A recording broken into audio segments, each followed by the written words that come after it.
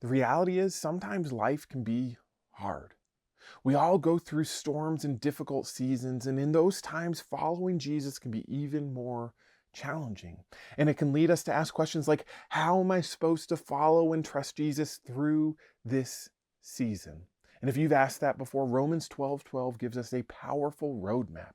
It says, be joyful in hope, be patient in affliction, and faithful in prayer. But let's be honest, living this out is easier said than done.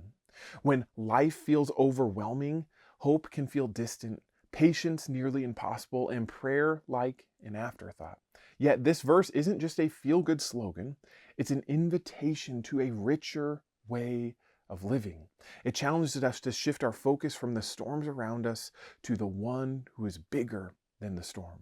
So right now, if you are feeling stuck, if you're in a difficult season, if you're overwhelmed by problems that seem to have no end, if you've been praying and nothing seems to be changing, or perhaps right now you just feel exhausted from trying to hold it all together, and all the while, life keeps throwing one more thing your way.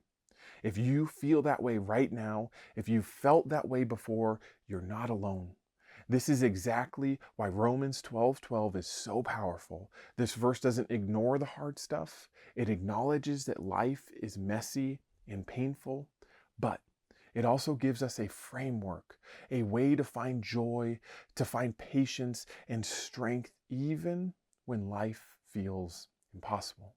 So in this video, we're going to break down Romans 12:12 and see how it can help us navigate these difficult seasons that we all face. So let's dive in and discover how this one verse can transform the way that you face life's challenges. Now, to help you better understand the depth of this verse, we first need to look at the context in which it was written.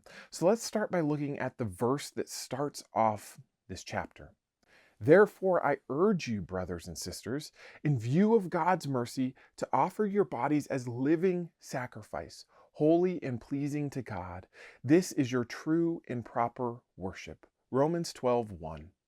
Now, whenever you see a therefore in the Bible, you need to ask, what is it there for? It's often to make an important point that we need to lean into.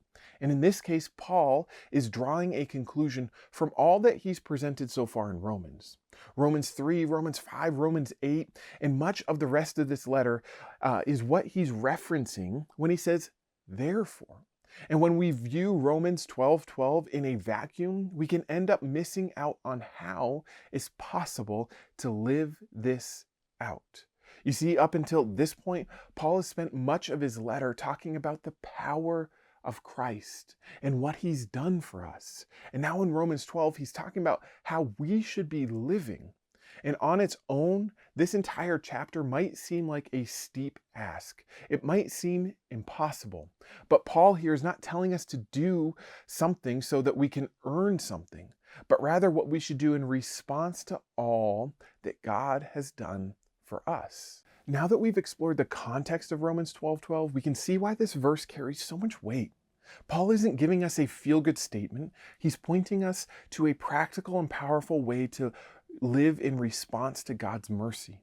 So with this context in mind, let's break down the meaning of Romans 12:12 and uncover how we can live it out today. Paul starts off this verse by saying to be joyful in hope. Now, joy is one of the primary attributes that is promised to followers of Jesus. But this joy isn't dependent on our circumstances. Rather, it's dependent on Jesus. In other words, our joy is secure. And what is this joy rooted in? Our hope in Christ. We must never lose sight of the hope of the things that God has done for us and the things he's promised us. And here Paul is calling back to a few chapters earlier in Romans 5:3-5, that even in the midst of trials of life, we can have hope because of what God has done for us. And you see, Romans 12:12 shows us that whatever we're facing, whatever we're going through, whatever storms are coming our way, that joy is ours when we place our hope in Jesus. And Paul continues this verse by saying to be patient in affliction. Let's be honest, we don't like this one, do we? But while we might not like it, we shouldn't be surprised by it. Jesus promised that in this life we would face trials, we would go through tribulations. So Christians should not be shocked when they face these afflictions. After all, we follow a king who faced more than his fair share of affliction. But we can be patient in those seasons because of Jesus. In John 16:33, Jesus gives us this promise that I think we should hold on to in these moments, that troubles will come, but we can take heart because he has already overcome them. Next, Paul says that we should be faithful in prayer. And I want you to pay attention to the progression of this verse. This verse goes from hope to perseverance to prayer. You see, prayer is one of the great resources we have when we face trials in this life.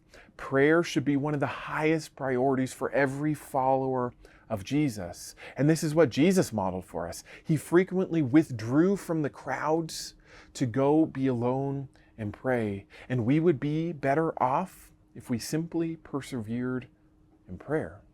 You see, what Romans 12:12 is pointing us to is it's reminding us that it's through prayer and connecting with Jesus that we can not only find hope, but find joy. Now that we know what Romans 12:12 means, I want to end by giving you 3 different ways you can apply this verse to your life and faith today. The first lesson is this: to keep your eyes focused on Jesus. You see, what happens when life feels chaotic is we often take our eyes off Jesus and we instead focus on the storm. But the key to living out this verse is to fixing your eyes on Jesus. He is our source of hope and joy. And even when everything else feels uncertain, he can be an anchor for us. Remember when Peter was walking on the water, when he focused on Jesus, he stayed above the waves. But when he shifted his attention to the storm, he started to sink. And I think the same principle is true for us today. If you want to experience the hope and the joy that Jesus has for you, if you want to be patient in affliction, you've got to stay anchored to Christ. So take time today and every day to remind yourself of what's true, of God's promises, of his faithfulness, how he's provided for you in the past. Keep your eyes on him, and he will keep you above the waves. The next way we can apply this verse is by staying connected through prayer. Prayer is the lifeline that keeps us connected to God's strength and helps us find peace and joy. And this is not just a checkbox or a last resort. It's a place where we can find power to live out this verse. And this is what Jesus modeled for us. He often withdrew from the crowds to spend time with his Father. And if even Jesus needed this time, how much more do we? I'll encourage you, if prayer feels overwhelming, start small. Set aside just a few minutes each day to talk with God, to be with him. Be honest with what you're facing, with what you're feeling, with what you're going through. Ask him for strength and to help finding joy and patience. And the last thing that we can do to apply this verse is to find our strength in community.